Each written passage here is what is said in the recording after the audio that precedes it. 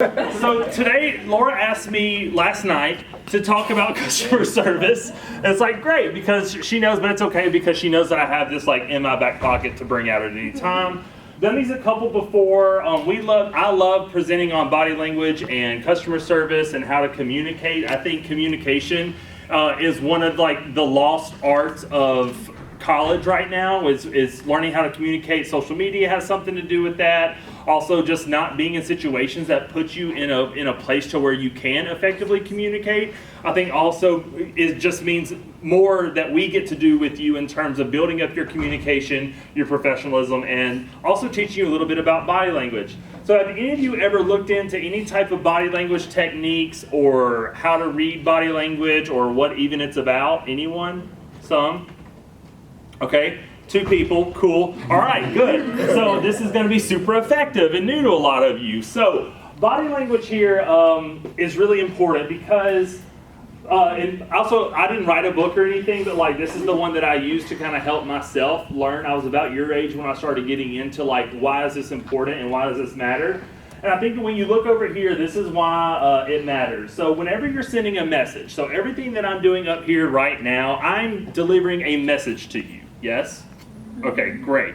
So, according to the stats and the gurus who wrote this book, what I actually say, so my verbal commitment, my verbal message to you, or 100% of that is going to be the message. So 7% of that message is going to depend on my verbal communication to you, okay? The words that I'm actually using, all right? The other part is going to be, 38% is going to be vocal. So when I say something, the tone that I use and the enthusiasm that I use when I say that is all going to affect the message, okay? For example, if I come up to you and I go, Ty, I'm so glad you didn't wear red today, right? So when I say that in that way, my words aren't necessarily matching up with my tone, right? Because I really want to say, Ty, for the second Friday in a row, you have not worn red, all right? That's what I want to say, and he gets my message whenever I say that to him, okay? And he understands, so that's 38% of it.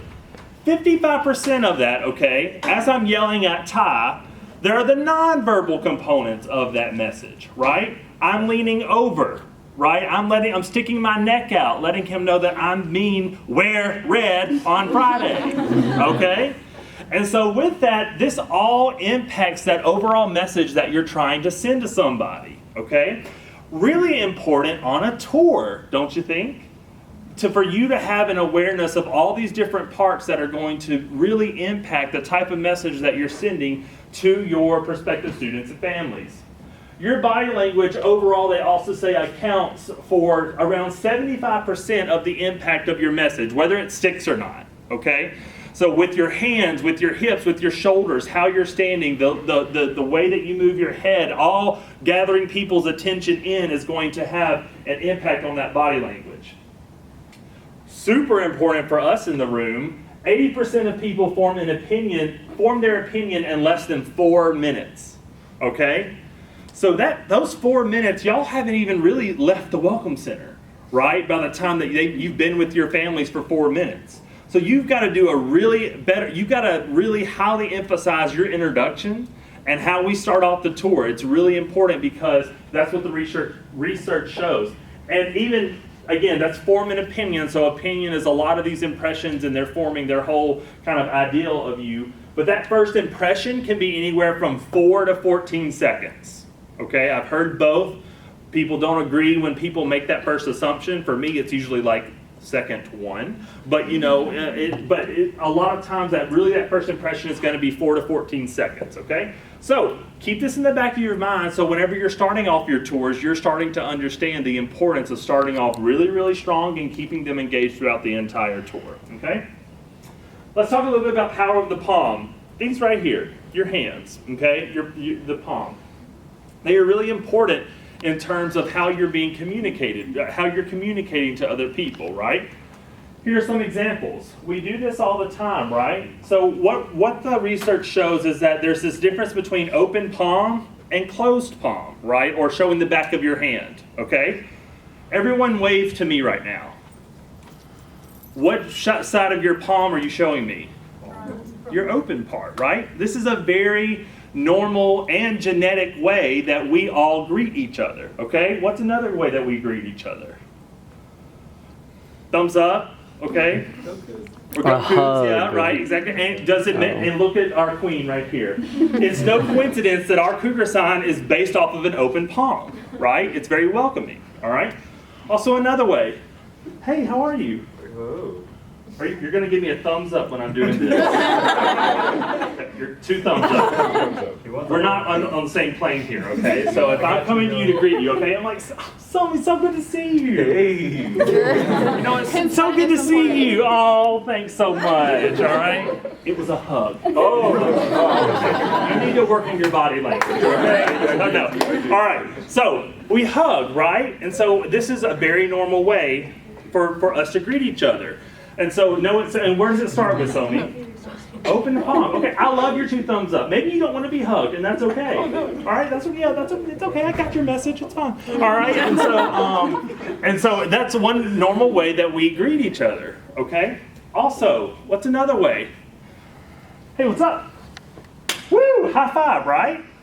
It's very normal when you see somebody come and do that. What you don't ever see anyone do is go, hey, high five. You never show the back of your palm, right? That doesn't happen. You're about to smack somebody with that type of body language, right? But what's the only difference? All I did was twist. But this, I mean, if you want to high five somebody like this, that's fine. Like, that's your prerogative, no judgment, okay? But for the most part, we don't associate this with welcome of this kind of closed off, crossed arm style. I don't know, closed off or confident, right?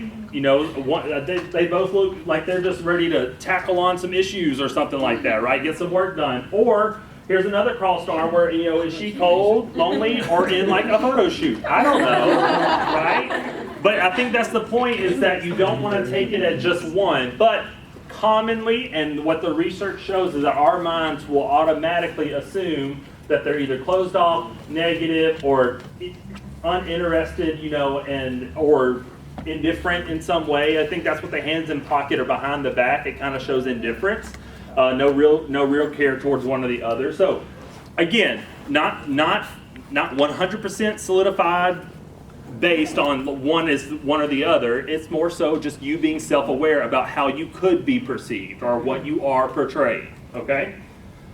So some body language basics. As we've talked about, body language is said to be an outward reflection of a person's emotional condition, okay? Your body language changes depending on your day, right? Or your week, or your stress levels, or how much sleep you've had. It really does make a difference, all right? So you want to make sure that you're just aware of that. Research shows women are more perceptive than men.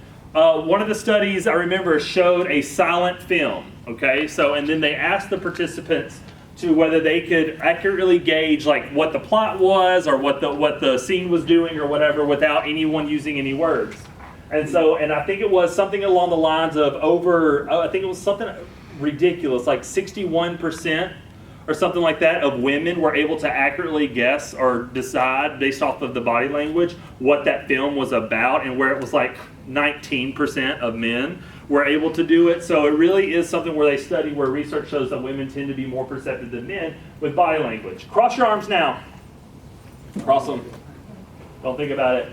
Let's see if it's true. 7 out of 10 people cross their left arm over their right. That's backwards. Is that true? Oh, yeah. So who all did a left over their right? Yeah, look backwards. Okay. Everybody else was the other way? See, I never liked this stat. Okay. As we mentioned, body language signals are genetic and learned culturally. Also, as we've already mentioned, 3 rules for accurate reading. You must read gestures in clusters, okay? One single signal does not convey an entire message. It's important that you give it time and you're not just judging it off of one, okay? You want to look for congruence. Make sure words are matching their actions. If someone's like, I'm thrilled to be here. Really, this is riveting. My enthusiasm is busting out of the seams, right? My words are not matching my action, okay, or my tone or anything. So those are things that you want to look for. within that. And then read gestures in context. Again, just because it's cold, whatever, doesn't necessarily mean that one signal you get from one person is going to be the same as the other. All right?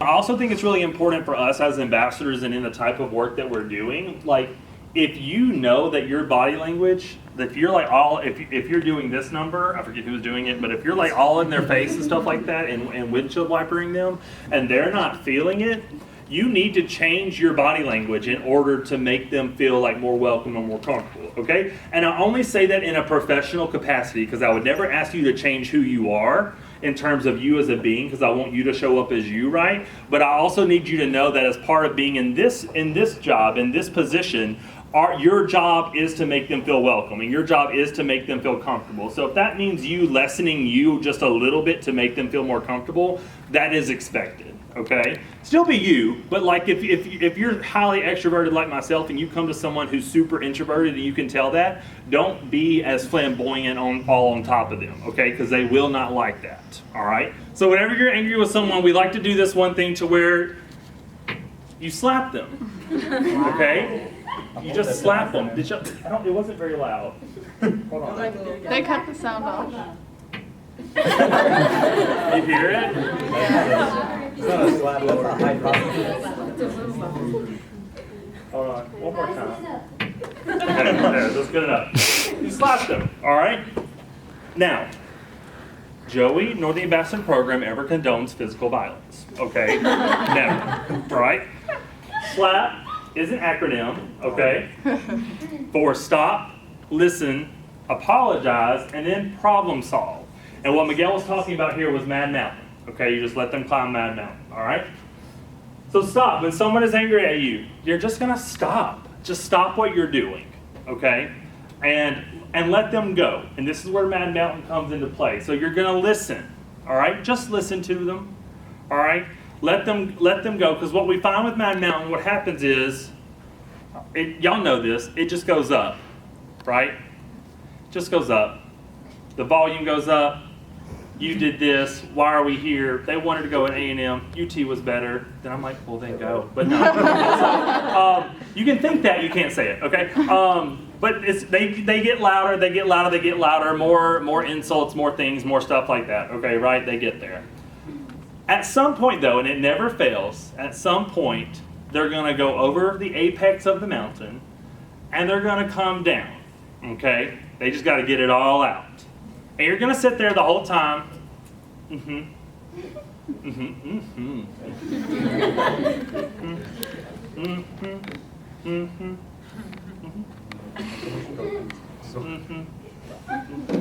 Yes, ma'am. Yes, sir. They all are laughing because they've seen it a million times with me, okay? I've done it. And yeah, we've all been in a situation where, because what happens after they climb the apex is they go, I'm so sorry, like I'm just stressed, like it's my baby, like we just want to have a good time, and just like, oh my gosh, you're so cute, you're wonderful, where's your fault, okay? It really does happen when they come off the apex, right? And that's when you start going, yes, no, really, it's fine, I don't mind, no, I'm gonna help you, yeah, it's okay, like you were yelling at me 3 seconds ago, can I go help you now? Like, it's right? And so, you want to let them climb Mad Mountain, okay? This is my biggest one. So everyone knows what stop looks like. You're just going to stop what you're doing. And you're going to take your position, whatever it is. At this point, it doesn't matter. Don't do this.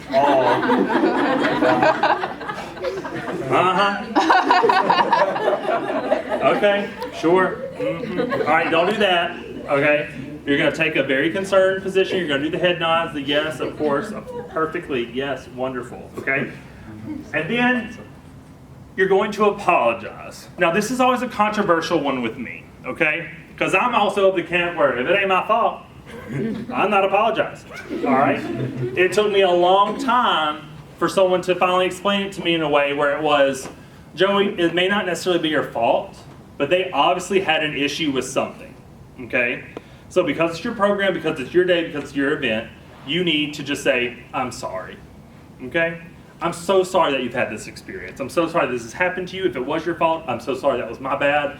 Whatever, okay? You always need to apologize. You're at least acknowledging the fact that that person had a negative experience and you want to try to make it better, okay? And that's when you go into the problem solve, all right?